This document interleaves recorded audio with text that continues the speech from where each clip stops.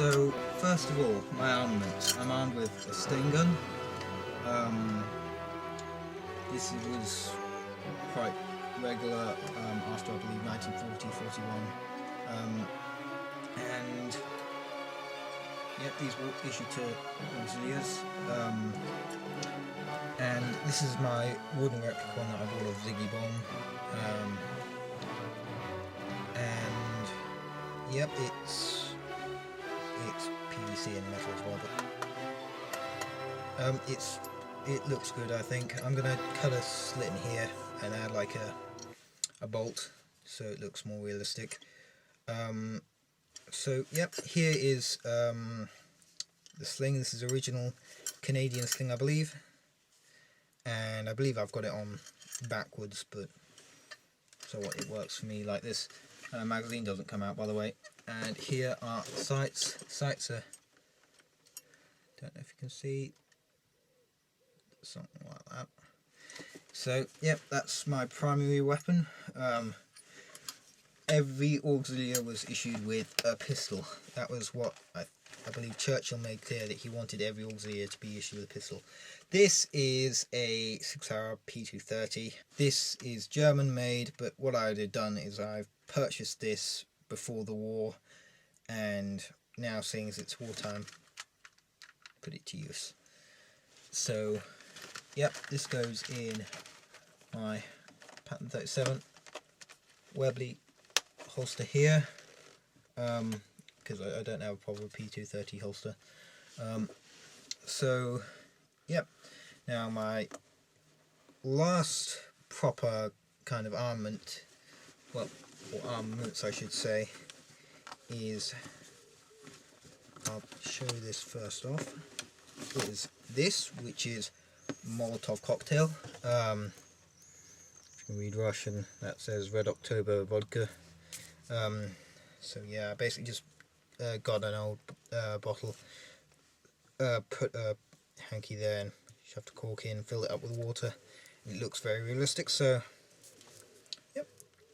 And petrol bombs were a favourite of the Auxiliaries because they were very useful in confined areas, such as, there's a famous video of the Paris uprising in 1944 where the French resistance throw one of these into the back of a German half-track and all German soldiers tumble out on fire, and then I think they shoot them. Anyway, so yep, it was quite common that they used these. Second last item, Mach 4 Mills bomb. So this is a resin one replica. Obviously wouldn't have a live one, and I think that's probably illegal.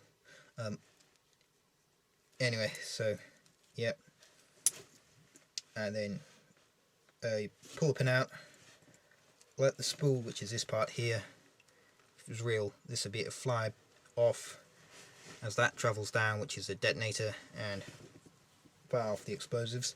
Well, start the countdown thing, so you'd have 4 seconds, was it 7 seconds?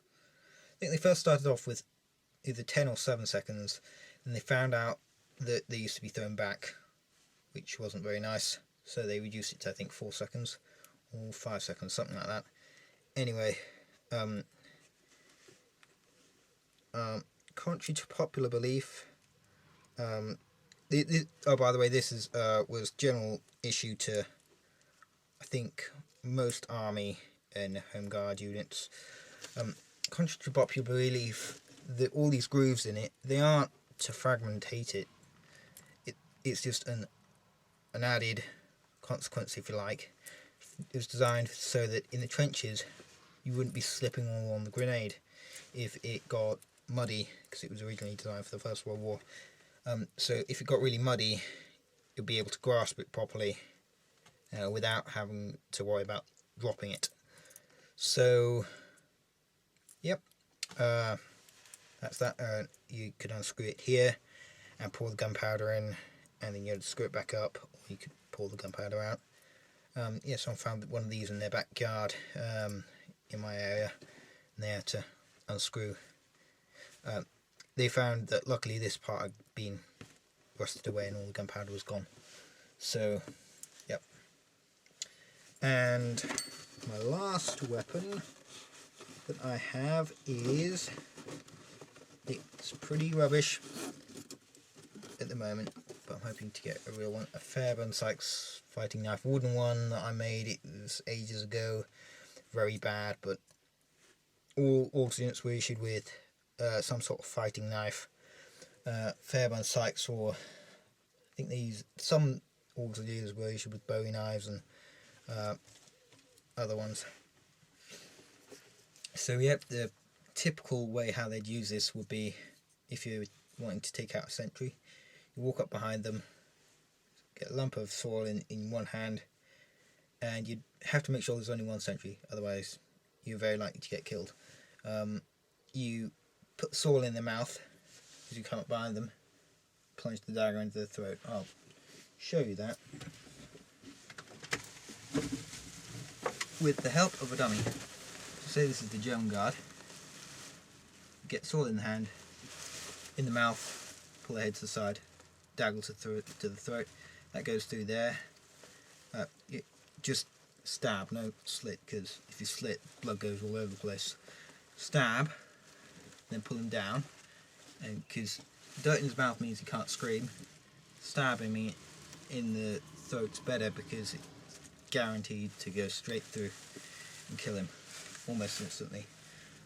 So, yep, that can be kept on in a little hole, which would be about there, a little slit in the trousers.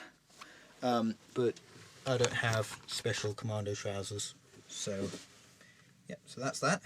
So that's basically an end to all my weapons I've got. Also include this, which is supposed to be my explosive box, which I keep my explosives in, but I'm using it at the moment for keeping just open for keeping pieces of paper in for writing messages, because I used to have lots of dead letter boxes, and what you do is you'd write a letter on one of these, or a piece of paper anywhere, and you walk over to something called a dead letter box, which is basically something like a tree stump, and then you see a knot in the wood, and then you twist the knot and you can pull it out, and you can put a piece of paper in the knot, because the knot is actually a secret compartment. So put it back in, and then someone will come up and they'll take it out, then they'll walk to another place, and then they'll slip it inside a golf ball, and they'll roll the golf ball down a tube, which will go into usually a basement of a house, and inside the basement of the house there'll be resistance workers who will message the message to the HQ, and so message the HQ and say, this has happened, we've successfully destroyed a train line, for example. So, yep, that's that.